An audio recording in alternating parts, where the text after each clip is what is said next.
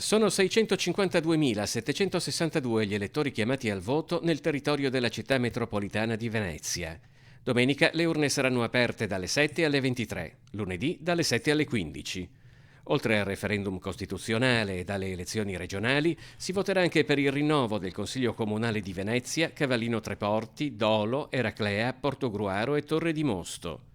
A Venezia gli aventi diritto al voto sono 205.710, tra cui 104 ultracentenari e 1.568 ragazzi e ragazze alla prima votazione, suddivisi in 257 sezioni.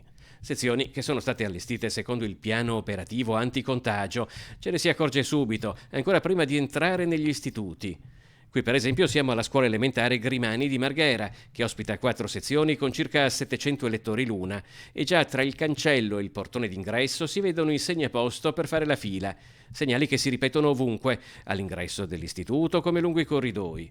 Le finestre tra l'altro saranno sempre aperte per garantire una continua reazione. Per entrare comunque qui, come in qualsiasi altro seggio, è obbligatorio indossare la mascherina e igienizzarsi le mani prima del voto.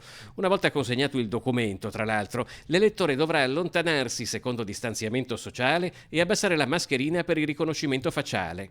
Peraltro al personale dell'ufficio elettorale di sezione e a tutto il personale addetto alla sicurezza dei seggi, l'azienda sanitaria ha offerto il test di screening Covid-19.